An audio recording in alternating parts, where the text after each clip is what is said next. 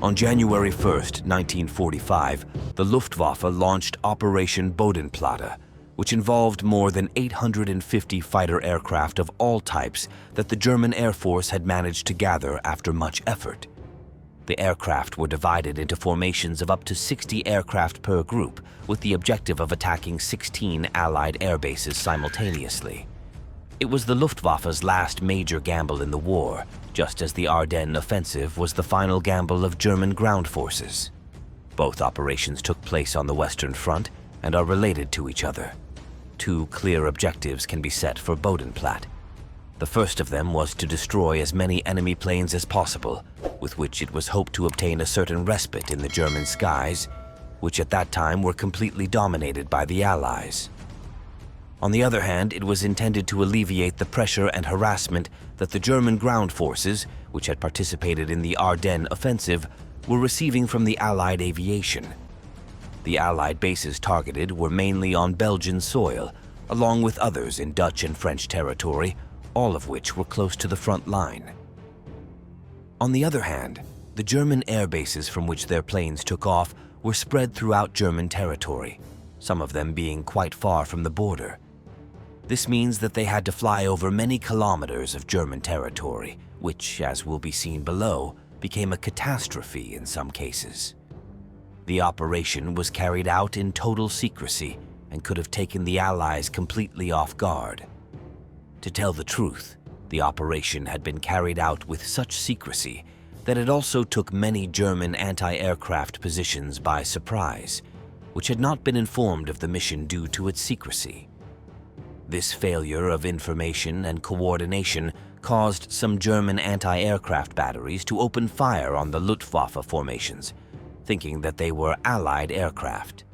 The final result of the last major incursion into Allied territory resulted in the destruction of some 320 Allied aircraft destroyed and nearly 200 damaged. However, having destroyed the vast majority of planes on the ground, the devices were without pilots inside, and only 14 Allied airmen died in total. The Germans lost about 280 aircraft, along with about 200 pilots. Most of their casualties were attributed to the effective anti-aircraft fire of the Allied forces, which was highly lethal, as well as the anti-aircraft fire coming from the German batteries, which, without being warned, also targeted their own aircraft. Although the balance in the number of destroyed aircraft may be favorable for Germany, the truth is that the Allies took just a week to recover from their losses, while the Luftwaffe was never able to do so. Luftwaffe ace Adolf Galland commented, "After Bodenplatte, I didn't think it made sense to continue fighting."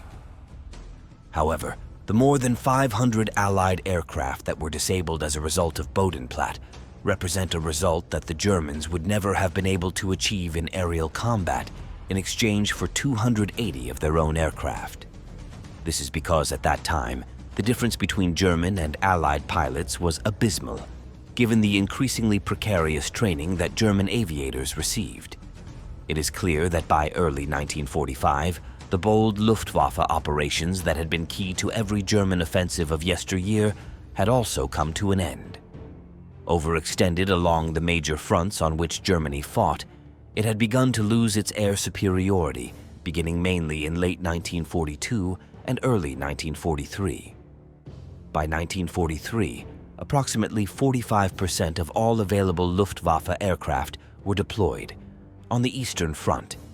However, as far as fighters are concerned, only 22% of the available fighters were in this theater, while 60% of the German fighters were destined for the defense of Germany and 18% for the Mediterranean theater. The data indicates that the priority of the Luftwaffe fighters was to defend the skies over Germany from the enormous bombing raids that the Allies were carrying out on their cities. These bombings had begun timidly during the first years of the war, and it was from 1943 onwards that they began to increase significantly, with the dropping of more than 200,000 tons of bombs on the cities of the Third Reich. During the year 1944, the figure was close to reaching 1 million tons, and in the first 4 months of 1945, the Allies had time to drop almost 400,000 tons. As a curiosity, and to highlight the magnitude of the damage, the atomic bomb dropped on Nagasaki was equivalent to about 21,000 tons of TNT. In 1943, the Luftwaffe lost about 1,100 fighters on the Eastern Front, while on the Mediterranean and Western fronts, which on this occasion is equivalent to the skies of Germany, about 3,740. In 1944, losses increased considerably.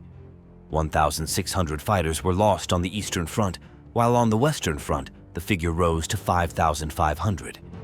In total, between September 1943 and October 1944, Germany lost around 35,000 aircraft of all types, of which 24% were against the Soviets and 75% on the Western Front.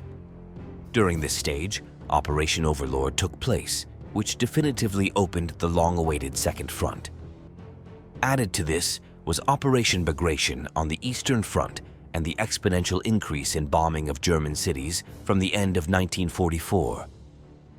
Although it is evident that the Red Army assumed the main role in the ground operations that defeated the Wehrmacht in land, the responsibility for the defeat of the Luftwaffe falls rather on the British and Americans. Thus, despite the massive production of aircraft by Germany, which in 1944 also broke all records with nearly 40,000 units, the losses suffered on both the Western, Mediterranean, and Eastern fronts were devastating and contributed significantly to the fall of the Luftwaffe. In any case, if we had to stay with the three main factors that led to the definitive fall of the Luftwaffe during 1944, production would not be one of them. First of all, we have the fuel shortage that worsened significantly starting in the summer months of that year.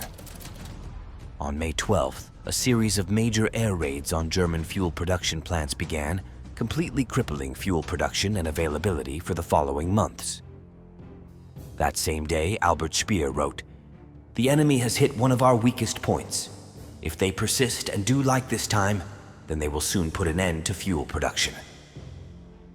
To these words, the German minister added that in terms of industrial capacity, May 12th was the worst day of the war until then. Shortly later, and after further bombing, Speer issued a report in July in which he stated that 98% of Germany's jet fuel plants had been taken out of service. Aviation fuel production fell from 180,000 tons to 20,000 tons between March and November 1944, taking the Luftwaffe from receiving a monthly supply of 180,000 tons of fuel in April to just 10,000 tons in August. This reduction was also affected by the loss of Romania during the months of August and September 1944, where the main German oil sources were located in Ploiesti. Finally, stored fuel was reduced from 575,000 in March to 175,000 tons in November. The way in which the new circumstance affected the Luftwaffe leads us to the second factor that explains its plummet starting in the summer months of 1944. German flight schools depended on fuel to train their pilots. Between 60,000 and 80,000 tons of fuel per month were needed to train 1,600 German pilots of different types. Although these demands were never met, until mid-May 1944, the amount of fuel received was acceptable. However, only 13,500 tons of fuel were delivered in July, 13,400 in August, and 6,300 in September. This shortage led to the closure of most basic flight schools to keep advanced flight schools operating. In addition, the training period for new pilots was drastically reduced due to the fact that they were needed at the front to replace casualties and, mainly, due to the lack of fuel to train them. By 1944, the pilot training program had been reduced to only 111 flight hours, of which only 20 hours were dedicated to the fighters they would end up using, these being the FW-190 and the Bf-109. The new training time was less than half of that dedicated to the training of German cadets in 1942, which exceeded 200 hours. During the summer months of 1944, as the crisis worsened, Hermann Göring attempted to solve, or at least patch, the problem, and ordered a greater effort to train pilots more thoroughly and quickly. He also issued an order to increase the number of fighter pilots by converting bomber pilots to pilot fighters. Another measure that also began to be applied during the last months of 1944 was to recruit people with some flight experience to skip the basic training stage in flight schools. In conclusion, fuel shortages limited the sorties of German fighters to defend their cities, industrial and communication centers. This also resulted in poor training for the few pilots who could still fight, leading to inferior performance in combat. Finally, the third factor to highlight was the enormous Allied air superiority in the air and the impossibility of the depleted German fighter squadrons to oppose it. It is estimated that during the last aerial combats, the Allied formations were about 18 times more numerous than the German ones. This means that the several dozen German fighters that went out to intercept a group of up to 400 or 500 bombers had to face a similar number of escort fighters that completely unbalanced the combat. In the same way as for the land armies, which enjoyed great innovations in weapons during the final phase of the war, as was the case of the Tiger Seku or the Jagdtiger for the Panzerwaffe, or the G44 for the infantry, the Luftwaffe also could have news. The main one was the introduction of the Messerschmitt Me 262, which was the world's first jet fighter aircraft to enter service. This German fighter entered service between the months of July and August 1944 and represented a true revolution. Its main functions were as a fighter, interceptor, attack bomber, reconnaissance aircraft, and night fighter. Its main advantage was its speed, as it was almost 200 kilometers per hour faster than any Allied fighter plane. However, it also had serious limitations. Despite its speed, its jet engines were slow to accelerate and prone to failure, especially during landings, making the Me 262 vulnerable. In addition, the engines had a very short useful life because they had to be produced with increasingly poorer quality materials. On the other hand, and as indicated above, German pilots with little experience and training had difficulties handling them. Despite their speed, the Me 262 fighters could only briefly attack enemy bombers due to the large speed difference. Furthermore, fuel shortages and limited production of the Me 262 could not compete with the overwhelming numerical superiority of the Allied fighters. In short, the Me 262 arrived too late and with too many limitations to change the course of the war. Around 1,400 aircraft of this type were produced, although only 300 ever saw combat. It is estimated that the Me 262 destroyed around 450 enemy aircraft at the cost of suffering close to 100 combat losses. Its fame increased during many years after the war, when it was said that only one Me 262 had been shot down in combat in exchange for more than 500 kills among Allied fighters and bombers, completely skyrocketing the fame of this jet fighter. Furthermore, Karl Koller, Chief of Staff of the Luftwaffe, told his American captors that had he had 500 or 600 Me 262s operational in the fall of 1944, the Americans' daytime terror bombing raid would have been broken. On May 8, 1945, the last aerial shootdown of the conflict occurred when a Messerschmitt Me 262 shot down a Soviet Yak-9 fighter over Freiburg. After the air offensive of Operation Bodenplatte, the last actions of the Luftwaffe focused both on defending German cities and production centers, and on supporting the last attacks of the ground forces as much as possible. In the same way as the panzer units, in the air, the Luftwaffe tried to group its squadrons to launch interception attacks as powerful as possible. For example, on April 7, 1945, 183 FW-190 and Bf-109 fighters, along with a large formation of jet aircraft, jointly attacked a large Allied formation consisting of 1,300 bombers and 800 fighters. The result of this combat was the downing of about 8 Allied bombers, along with a similar number of fighters, in exchange for 130 German aircraft. A few days later, from April 13 to 15, 1945, Allied aviation launched a massive attack against German airfields, where there were still quite a few planes that were mostly unable to fly due to lack of fuel. These attacks managed to destroy about 400 German fighters on the ground. As the Allies moved deeper into German territory, the Luftwaffe increasingly had to operate from highways and roads in the absence of suitable airfields. Eventually, most fighter units, now occupying airfields in Austria and Czechoslovakia, began to surrender en masse to the Western Allies in order to avoid having to capitulate to the Soviets. In addition to the actions just described, which refer to traditional aerial combat, there was another project in which German kamikaze pilots participated. The idea arose during the development phase of the V-1 rockets that were to be launched over the south of England. Since unmanned rockets were not going to have much precision, pilot Hannah Reich proposed that another model be designed that could be manned, thus increasing its effectiveness.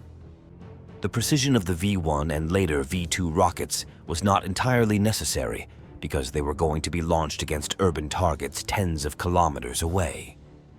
However, Hannah and other personalities argued that if manned, they could be used against smaller targets such as ships or bridges. Many reacted negatively to the proposal, but finally the top brass of the Luftwaffe decided to develop it. The men who volunteered to test the first prototypes had to sign a document informing them that the action to be taken could very likely mean their death. However, in an attempt to ease the tension a little and raise the morale of the volunteer soldiers, they were assured that there was always a chance of making it out alive. Just seconds before impact, they could eject and parachute away from certain death. The first tests went very poorly, and none of the manned V-1S were able to reach their targets, leaving the pilots injured or dead. After receiving the news, Hannah Reich herself volunteered, and she was able to successfully complete one of these tests. Once it was proven that it could be viable, the go-ahead was given to build about 200 manned V-1S. This is how the so-called Leonidas Squadron was formed, which made reference to the famous sacrifice of King Leonidas at Thermopylae with his 300 Spartans. Finally, when Hitler found out about the project in November 1944, he decided to cancel it because he was still not willing to have to implement these types of suicidal measures. The Luftwaffe's second kamikaze project began to take shape during the summer of 1944, like the Japanese one, and was practically similar to that of its Japanese ally, who carried out its first successful suicide attack against the US fleet in the Pacific on the day October 25th. On this occasion, the idea was to load a plane with explosives so that it crashed into a military target with complete precision. However, this project was also rejected, and only one suicide attack was carried out during the Battle of the Silo Hills at the end of April 1945. Its objective was to attack the bridges that the Soviets had established on the Oder, where Red Army units were crossing to head to Berlin. So, what do you think about the fall of the Luftwaffe?